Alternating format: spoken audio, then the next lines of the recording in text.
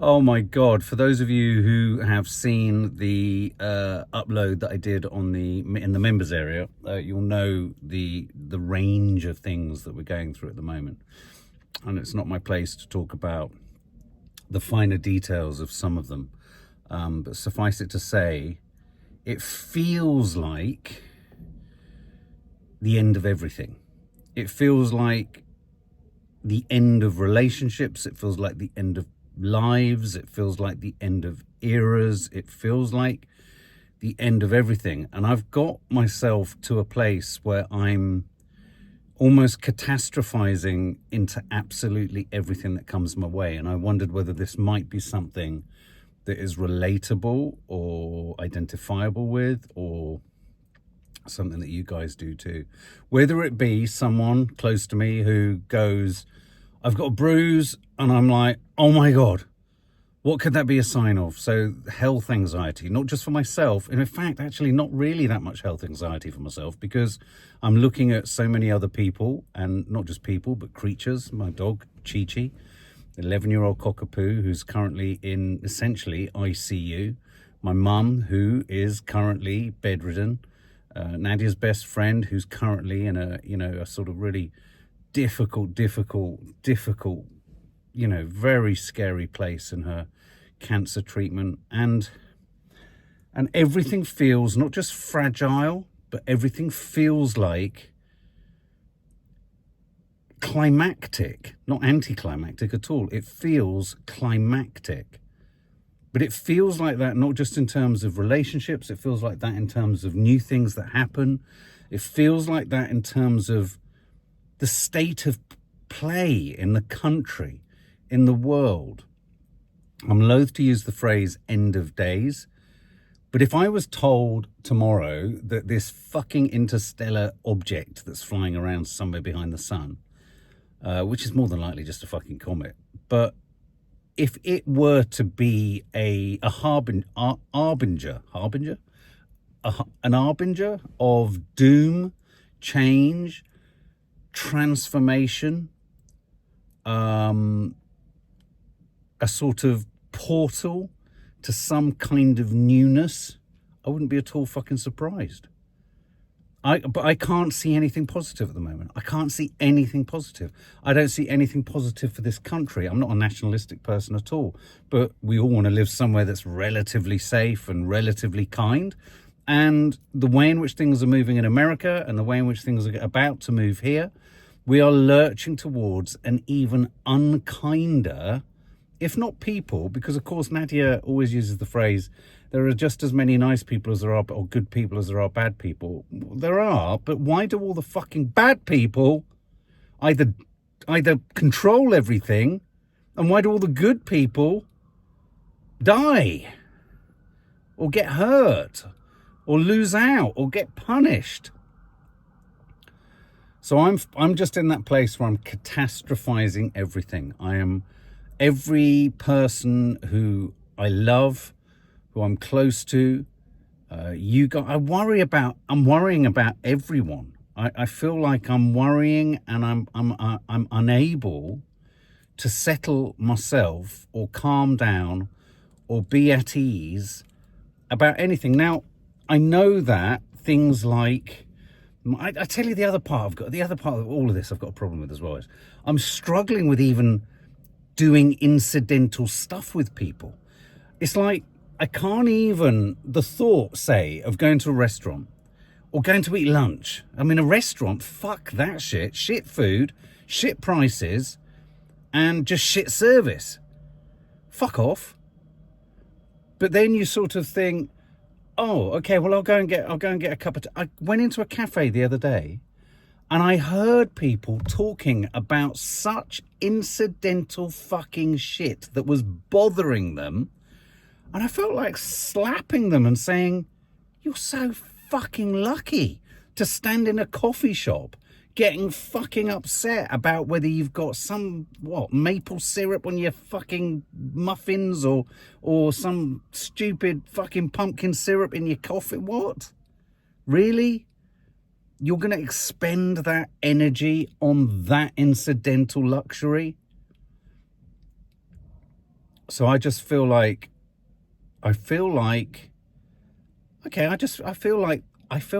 it's the end of everything. Genuinely. We talk about the news, we talk about mental health, and I feel like I'm bashing my head up against a limit. A limit of when it comes to answers, a limit when it comes to solutions, a limit to when it comes to what could be done to calm me. I mean, it's like Nadia often says, or people often say, you know, take some time for you. Oh my fucking Christ, take some time for you, for me. I can't think of anything worse. I don't want to spend time with me. I want to be of service to others. I want to be doing something for others, maybe, you know, and for me. But I don't want to actually spend time with me, because if I spend time with me, my brain doesn't stop whirring. And then I realize, oh my God, am I just like my fucking grandmother, my dear late grandmother, who in her, I mean, she got to 93, was it? And in her last 2 years, she pretty much was bedbound. Sadly, 2 years, well, so from the age of 91 to 93, she was kind of bedbound. And unfortunately, of course, my mum has found herself bedbound at the young age of 76. But my nan just lay there and worried and worried and worried and worried. And there's worrying, which becomes an addiction. But then there's also looking at the perplexing unanswerability and finality of everything and just going, what the fuck? But not being able to stop feeling the horror or seeing the worry or seeing the horror of that thing. It's not like I'm fretting. I don't fret. I like to kind of get on. But what are we all getting on for?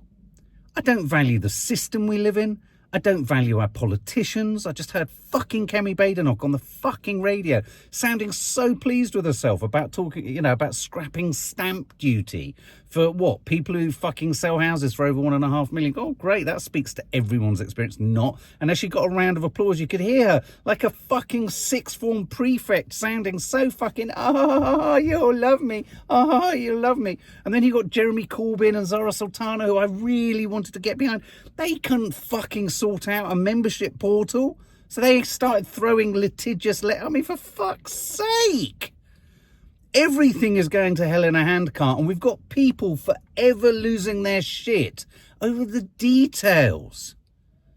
The details of membership, the detail of forms, the detail of stamp duty. And then you've got at the other end of the spectrum, wankwads, wankwallies, that's good, a wankwally like fucking Farage. I know we have people on the channel who follow us, who support reform and are worried about migration and immigration, and I know it's a topic, and it doesn't mean you have to be a racist, but for fuck's sake, this is really every problem that you're going through the fault of a migrant? No! And there's so much fucking stupidity. There's no connecting thoughts. There's no deep understanding. There's no nuance. There's no light and shade. There's no point to any of the discussions that happen in politics. No politician in the system is going to change anything enough for any of us to feel anything different in our lives, unless they do something like they're doing in America, which is smash and grab and arrest and beat everyone up. And why am I talking about politics?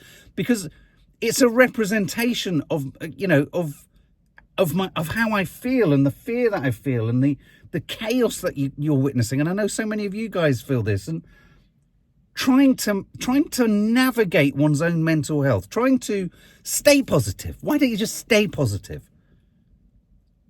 How? What out there is there to make us stay positive?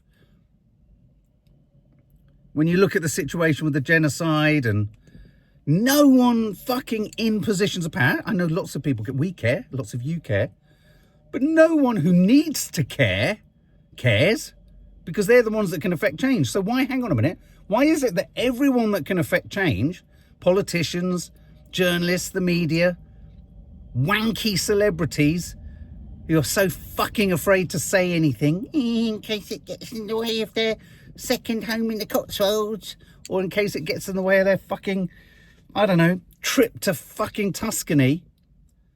I want to cook the Jamie Oliver dish. I want to make some fettuccine.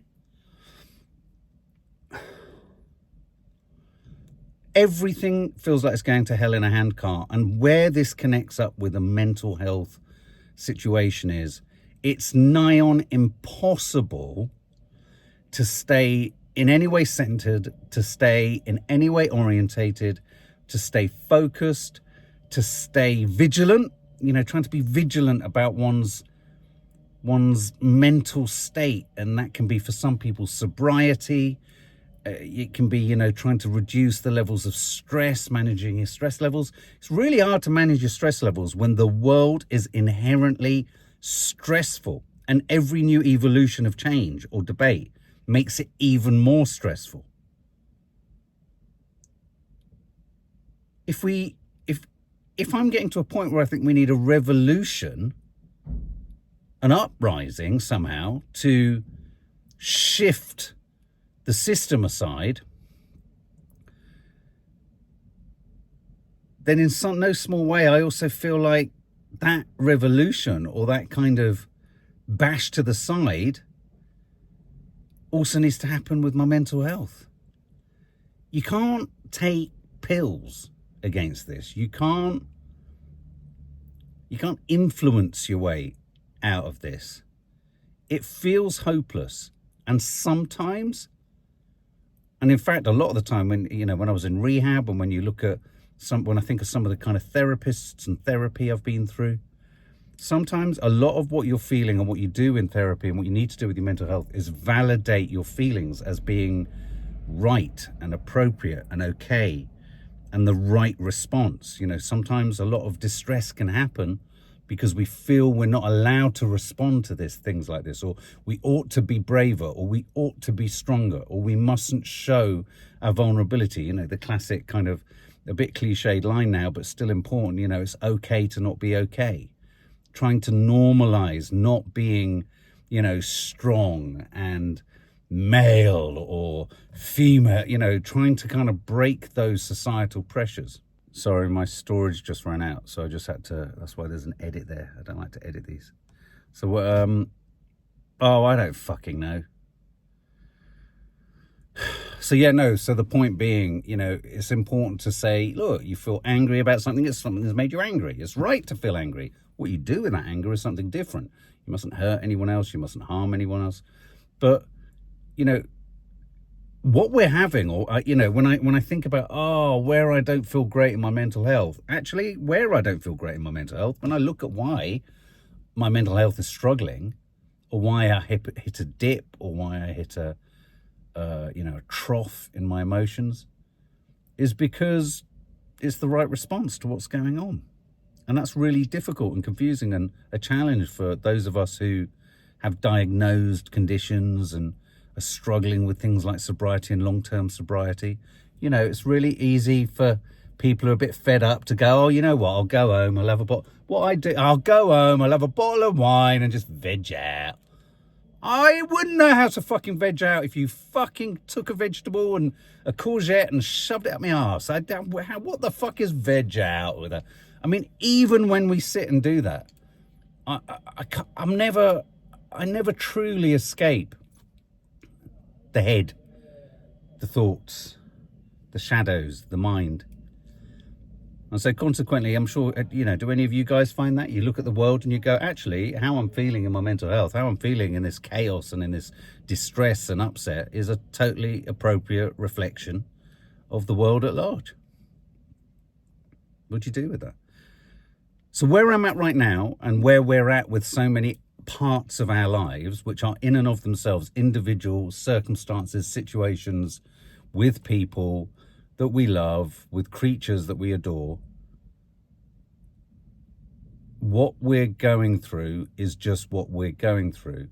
But navigating your own mental health around those things becomes really difficult, because your mental health fuses. It kind of almost attaches itself in a sticky fashion, like Velcro, to those real life events, which, you know, everyone sadly goes through: grief, or losing someone close to them, or you know, a pet that dies, or something like that, or a mother that becomes infirm or disabled. And you know, none of these things that we're going through are unique, and none of our responses to them are unique. But what I think is kind of unique for anyone is where is the experience necessitating appropriate responses of sadness, negativity, and what have you, and what then becomes in that Velcro-y connection, that dark Velcro, that dark, matty, sticky Velcro connection to your dark issues, whatever your issues are, whatever your mental health dilemma is.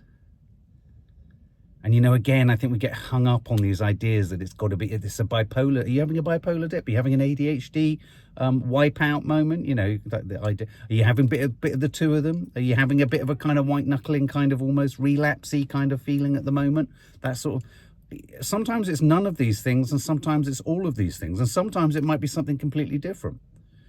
And it's so fucking hard to know what's just life, what's your fucking hellhole of a mind, what's both, what's bipolar. I don't know. Sometimes you just don't know.